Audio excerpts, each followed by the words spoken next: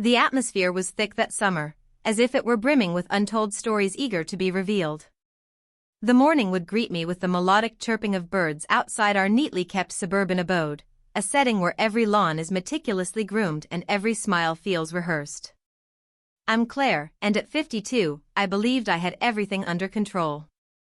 A stable partnership with Tom, a dedicated high school teacher who cherished his routines, 2 adult children forging their own paths, and a serene life that seemed secure, cozy. Yet, the notion of safety can sometimes be deceptive, can't it? It's the sort of thing that goes unnoticed until an event, or a person, pulls back the veil. It began in a seemingly harmless way. Ethan, Tom's cousin, relocated to our town a few months back. At 48, he found himself recently divorced and eager for a new beginning. Throughout the years, I had encountered him at various family gatherings, yet we had never formed a close bond. He possessed an undeniable charm, effortlessly captivating everyone with just one tale that could fill the room with laughter. Raven locks framed a face with piercing emerald eyes, accompanied by a grin that seemed to stretch on for an extra heartbeat. I had never given it much thought in the past. What would compel me to do that? He was part of the family, in that vague, indistinct manner that cousins-in-law often embody. Yet, when he arrived at our doorstep, a bottle of wine in hand and a smile on his face, the atmosphere changed entirely. As if the universe shifted ever so slightly, just a fraction away from its intended path. Ethan had secured a rental just a few streets away, conveniently situated for spontaneous visits. And he certainly did. Frequently. Initially, it was simply a matter of being good neighbors, assisting Tom with the fence repairs, sharing meals at barbecues, and similar activities. However, there was this subtle flow. I would notice him observing me when he believed I was unaware. Not in an unsettling manner, but in a way that made my heart race. As if he were observing me closely, committing to memory the nuances of my movements. I would dismiss it with a chuckle, attributing it to my own fanciful thoughts. Yet, beneath the surface, I was aware of the truth. One doesn't reach this age without sensing when a gaze carries the weight of a touch. On a typical Thursday evening, Tom found himself at the library, immersed in the task of grading papers, a ritual he had come to cherish. As I stood in the kitchen, skillfully chopping vegetables for dinner, the sudden sound of the doorbell interrupted my culinary focus. Ethan stood there, gripping a toolbox, asserting that he had arrived to repair a squeaky cabinet door that Tom had brought up. I welcomed him in without a second thought.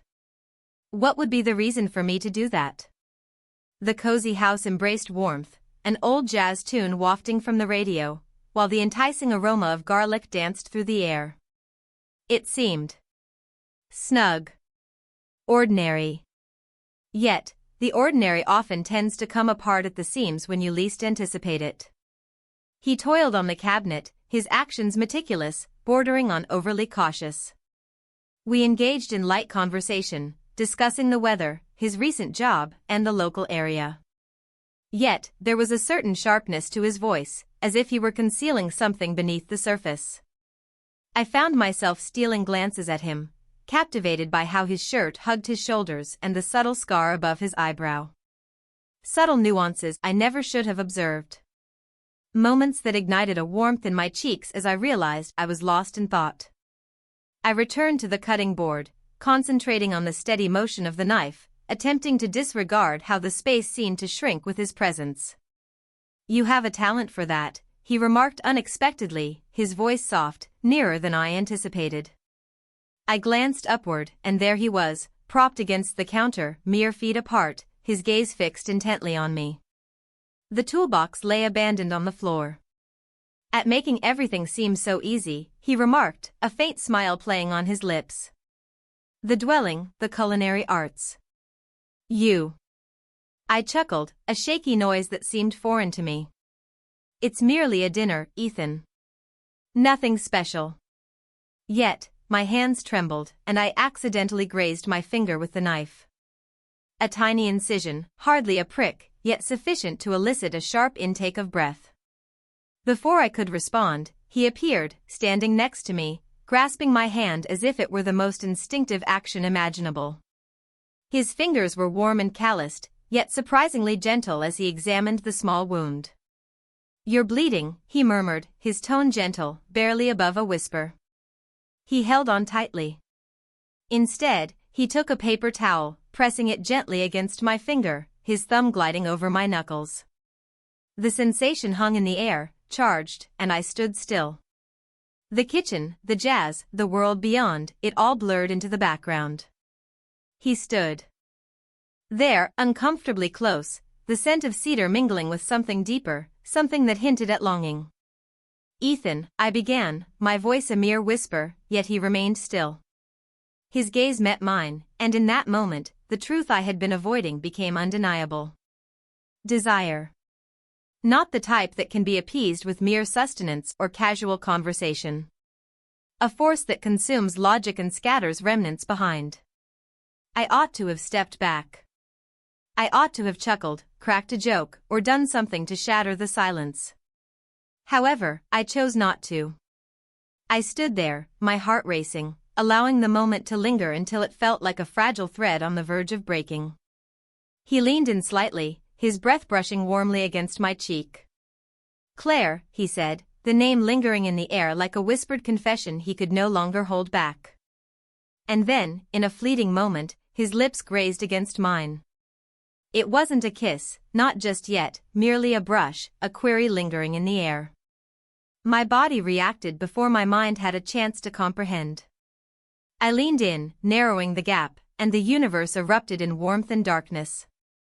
The kiss began slowly, hesitant, as if we both understood we were stepping into uncharted territory. But then it intensified, urgent, his hands gripping my waist, drawing me nearer until every inch of space vanished between us. The edge of the counter pressed against my back, yet it hardly mattered to me. All I could sense was him, his lips, his touch, the way he lingered like a fine wine mixed with remorse. It was incorrect. Completely misguided. Yet, it seemed to be the sole thing that resonated in that instant. As we finally separated, breathless, the stillness was overwhelming. His eyes were untamed, probing into mine, and I perceived it, the remorse, the exhilaration, the trepidation. "We must keep this to ourselves," he urged, his voice gravelly, tinged with desperation. "This. It belongs to us. Only ours." I nodded, overwhelmed and speechless, my lips still buzzing from his caress. He took a step back, raking his fingers through his hair, attempting to regain his composure. Yet the atmosphere was heavy with our actions, and there was no turning back. The clock caught my eye. Tom would be returning shortly. The realization struck me with the force of a cold wave, and anxiety gripped my heart. "Ethan, you really need to go," I said, my voice trembling. He remained silent.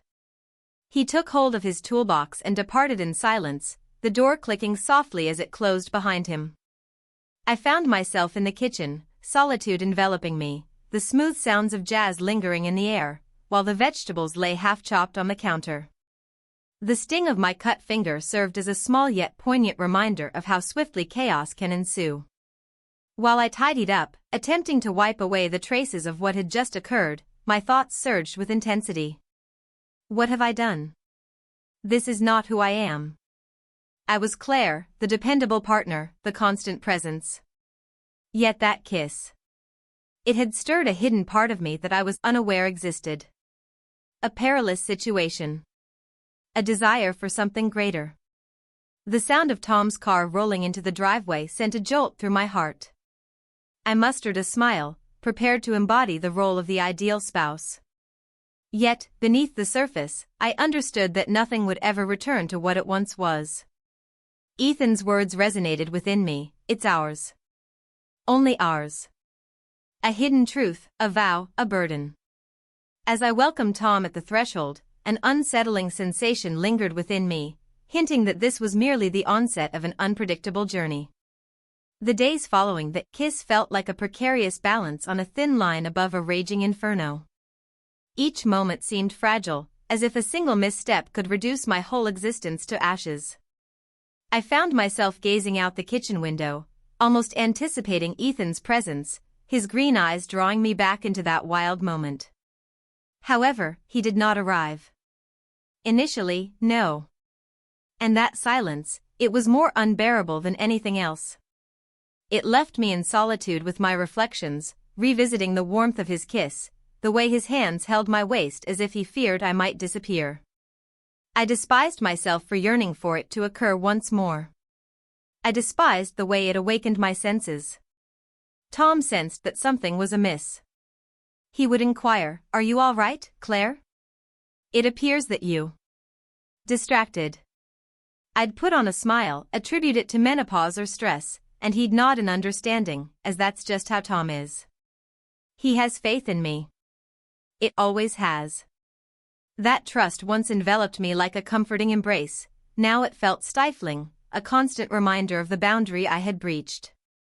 I would lie awake at night, Tom snoring gently next to me, contemplating how I had allowed everything to unravel to this extent. Yet, contemplation did not alleviate the pain. I couldn't resist glancing at my phone, yearning for a message from Ethan, despite the fact that we had never shared our numbers. It was illogical, frantic, and I couldn't rid myself of it. A week later, I encountered him once more. As I navigated the grocery store, maneuvering my cart through the vibrant produce aisle, an unsettling sensation crept over me, a prickling awareness at the nape of my neck, as if unseen eyes were upon me. I turned, and there he stood, by the apples, casually holding a bag of them as if it were merely an afterthought. His gaze held mine, and the atmosphere grew dense, laden with all the unspoken words between us. He remained expressionless, offering no gesture of acknowledgement. He simply observed me, his face a mask of mystery, and my heart pounded fiercely within my chest. I ought to have walked away. I should have snatched my cart and raced to the checkout. Yet my feet carried me toward him, as if guided by an unseen force. "Hey," I murmured, my voice barely above a whisper, trembling with uncertainty. He placed the apples down, his actions measured and intentional, and approached with purpose. Excessively near. The aisle lay still, yet it seemed as though the universe itself was pausing in anticipation. "Claire," he said, the sound of my name resonating deeply from within him. "I've been trying to stay away." His gaze swept across my face, pausing on my lips, and I felt that familiar tug, that intoxicating allure that set my skin alight. "Yet, you occupy my thoughts incessantly." My mouth felt parched. I felt the urge to tell him to cease, to give me space, to allow me to return to my secure, familiar existence. Yet the phrases eluded me. Instead, I remarked, "We can't proceed with this, Ethan. It's wrong." My body leaned toward him, contradicting every word I spoke. He moved in closer, his hand lightly grazing mine as he reached for an apple, a seemingly effortless gesture that ignited a thrill up my arm. "I understand it's not right," he said softly, his voice almost a breath. "But please, tell me you don't sense it as well. You can't tell me that night hasn't crossed your mind." I found it impossible to be untruthful. Not when he gazed at me in that way, as if I were the sole focus of his world. I confessed, the words escaping my lips before I could rein them in. "However, it remains unchanged. I am in a marriage. You are. You are part of the family." His jaw clenched, and for a brief moment, I believed he might retreat. But then he leaned in, his lips hovering near my ear, and I could sense the warmth of his breath. "Family doesn't kiss like that," he remarked, and the recollection of his lips on mine surged forth, intense and unforgettable. I shut my eyes, attempting to shut it out, but it was futile. He was indeed correct. That kiss was far from anything resembling family. It had been an inferno, and I was still ablaze. We lingered in that moment, mere inches apart, as the grocery store dissolved into a hazy backdrop. I couldn't tell you how long we lingered in that suspended moment, teetering on the edge of possibility, between clarity and chaos. Then he said, "Let's rendezvous this evening. My space. Just to talk." His voice was gentle, yet it carried a sharpness, a request cloaked in defiance. "Ethan, I can't," I said, though my voice wavered, betraying the uncertainty that lingered within me more than it did him. He held back. He merely nodded, took his apples, and strolled off, leaving me there with a cart brimming with groceries and a heart overflowing with turmoil. That evening, Tom attended a school board meeting, leaving the house feeling excessively spacious and eerily silent.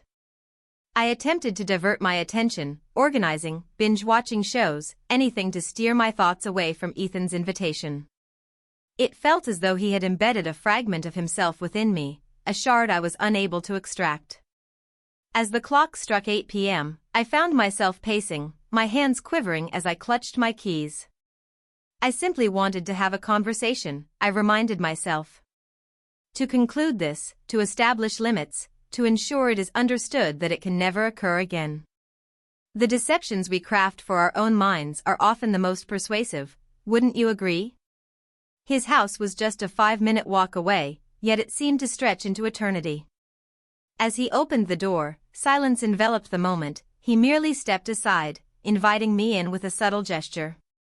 The living room was softly illuminated, a solitary lamp creating playful shadows that danced across the walls. He extended a glass of wine towards me, yet I declined with a gentle shake of my head. I had to maintain a sharp mind. At least, that was my assumption. "This has to end," I declared, positioned by the couch, maintaining a space between us. What transpired? It was an error. A fleeting lapse in strength. It must not occur once more. He took his time before responding. He simply gazed at me, his eyes deep and inscrutable, as if he could see right past my barriers. He advanced with measured steps, each one purposeful. Reminiscent of a hunter aware that his target was firmly in place. "An error?" he said, his voice low, nearly dripping with sarcasm. "Is that the reason for your presence, Claire? Are you saying it was an error?" I started to speak, but he was already bridging the gap, his hands grasping my arms, drawing me closer. "Do not deceive me," he murmured, his lips grazing my temple. "Be honest with yourself." I ought to have distanced myself from him. The night enveloped me, the confines of our tranquil suburban home seeming to constrict as I lay in bed, Tom's rhythmic breathing beside me a stark juxtaposition to the turmoil brewing within my heart. The message on my phone seared itself into my thoughts, its light mocking me from the nightstand. I was certain it was Ethan. I sensed it, much like one senses the brewing of a tempest before the initial rumble of thunder. Yet I hesitated to look, not with Tom nearby, not with the burden of my actions, once more, bearing down on me. The recollection of Ethan's hands, his lips, the way he gazed at me as if I were his whole universe. It was an unrelenting fever that clung to me. What's even more frustrating? I had no desire to. The dawn arrived with an abruptness that felt jarring, the sunlight piercing and relentless. Tom rose with the dawn, a cheerful tune escaping his lips as he brewed coffee, completely unaware of the turmoil brewing within me. I pushed myself through the motions, showering, getting dressed, and managing a smile when he kissed my cheek before leaving for work. Yet each action seemed deceitful, my skin prickling with the hidden truth I bore. As I stood alone in the kitchen, I finally glanced at my phone. Ethan's message was straightforward: "I need to see you. Kindly. Without regret, without doubt. Simply require it, unrefined and straightforward." My fingers lingered above the screen, caught in a dilemma between erasing it and crafting a response. I did not do either. I stuffed the phone into my pocket, attempting to convince myself that I could escape this reality. Yet Ethan was not the sort of man you could overlook. By noon, he arrived at my door, his knock precise and demanding. I stood still, my heart racing so fiercely I felt certain he could hear it echoing through the walls. I ought to have disregarded him, allowed him to walk away. Yet my hand found the knob before I could think twice, and there he stood, on my porch, his eyes shadowed by an emotion that resembled desperation. "Claire," he said, entering the room uninvited. "We need to talk." His voice was deep and filled with urgency, and the way he pronounced my name shattered my determination. I shut the door behind me, my hands quivering, and stepped into the living room after him. The atmosphere was stifling, electric, as if the very air was pausing in anticipation. "There's nothing to discuss," I said, but the words felt empty, even to my own ears. "Last night was..." That was an error. Once more. "This must come to an end, Ethan. For the better." He paused before responding. Instead, he moved back and forth, his fingers running through his hair, his energy uncontained, nearly frenzied. "Do you really believe I desire this?" he said finally, turning to face me. "You think I wanted to fall for you? Is it possible to experience this sensation each time I'm close to you? I'm unable to find rest, Claire. My mind is blank. It is you. Constantly. I understand it's not right, but I've lost all concern for that now." His words crashed over me, dragging me into the depths. "I'm captivated by you." He had voiced it, the very thing I had been too fearful to articulate. This had evolved beyond mere desire, transcending into something deeper. It was an unsettling depth, a fear that gripped me even more profoundly. I shook my head, retreating, yet he pursued, narrowing the gap until we stood mere inches apart. "Please, don't say that," I murmured softly. "That's not something you can claim." "Why not?" he insisted, his tone escalating. "Isn't that the reality? Is it because you sense it as well? Your eyes reveal it all, Claire. You're battling this just as fiercely as I am, but it's undeniable. It is indeed authentic." I felt the urge to reject it, to shout that he was mistaken, that my heart belonged to Tom, that I wasn't defined by this identity. Yet the reality was a deceiver, fighting to break free. I certainly felt it. Each glance he cast my way, each gentle touch, felt like emerging from a prolonged, dreary slumber. And I despised him for it. I loathed myself even more. He extended his hand toward me, gently cradling my face, his thumb softly gliding across my cheek. "Tell me to leave," he murmured, his voice now a gentle whisper, tinged with fragility. "If you truly don't desire this, I'll leave. I promise." I parted my lips, yet silence enveloped me. His touch ignited a flame, and I was weary of the chill. I tilted closer to him, just a hint, and that was all it needed. His lips collided with mine, filled with urgency and longing, as if every moment counted. The kiss unfolded like a revelation, an act of yielding, and I succumbed entirely, my fingers gripping his shirt, drawing him nearer. We collided with the wall, entwined in a mix of desire and remorse, the surroundings fading to the warmth of his presence, the flavor of his flesh. It was audacious, perilous, and I felt no concern. Not at that time. Yet, moments are fleeting. The abrupt sound of a car door slamming outside jolted me back to reality, harsh and unforgiving. I pulled myself back, my breath uneven, my gaze flickering to the window. It wasn't Tom, just a delivery truck, but the fear hit me like a cold slap, jolting me awake. "You need to leave," I urged, my voice trembling. At this moment, Ethan's expression was a tempest of feelings, exasperation, desire, anguish. "This isn't over," he said, his voice deep and menacing. "You're aware that it isn't." He departed, and I remained, my heart pounding, my body still vibrating from his caress. I believed that was the most challenging part. I acknowledged my mistake. That evening, Tom returned home sooner than usual, his expression strained with an unreadable emotion. He placed his keys down with a measured slowness, his gaze locking onto mine in a manner that sent a jolt through my stomach. "Claire," he said, his voice steady yet firm, "we need to have a conversation." My heart froze in that moment. Had he observed something? Did you catch that? The delivery driver, had they seen Ethan depart? I compelled myself to maintain composure, to wear a smile, yet it felt like a facade on the verge of shattering. "What seems to be the issue?" I inquired, my tone overly elevated, too fragile. He settled into his seat, his gaze locked onto mine. "I encountered Ethan today," he said, and a chill coursed through me. He appeared disengaged. He mentioned that he has been dedicating a considerable amount of time to this place. Assisting. He hesitated, his eyes narrowing with focus. "Is there anything I ought to be aware of?" The chamber whirled around. I might have chosen to deceive, to sweep it under the rug, yet the burden of honesty bore down on me heavily. And then, in a moment of weakness, I faltered. Just a moment, yet it was sufficient.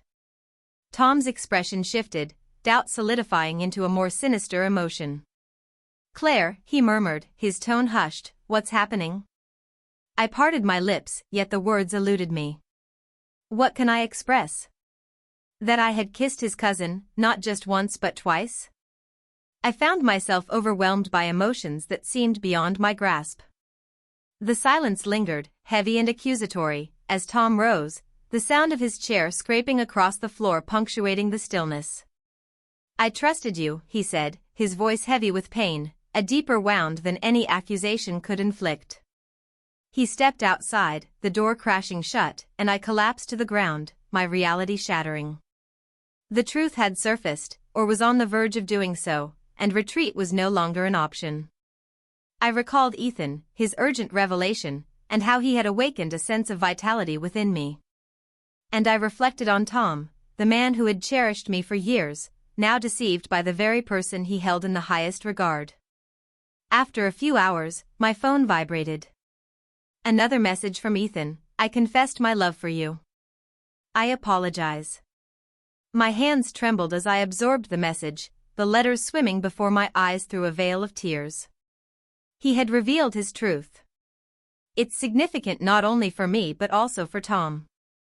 The boldness of it, the sheer nerve, had me spinning. A part of me resented him for it, for shattering everything. Yet another aspect, the one I wished to hide, experienced a perverse excitement, as if we had been liberated even if it led to our downfall. I chose not to respond. I was unsure of how to proceed. Tom didn't return that night, and the house felt like a grave, quiet save for the haunting whispers of my own remorse. I lingered in the shadows, contemplating what would unfold next. Is there a chance that Tom would forgive me? Is it possible for me to find forgiveness within myself? Or would I rush to Ethan, pursuing a fire that could reduce us both to cinders? The future loomed ahead, a stark enigma, and all I understood was that I would forever be transformed.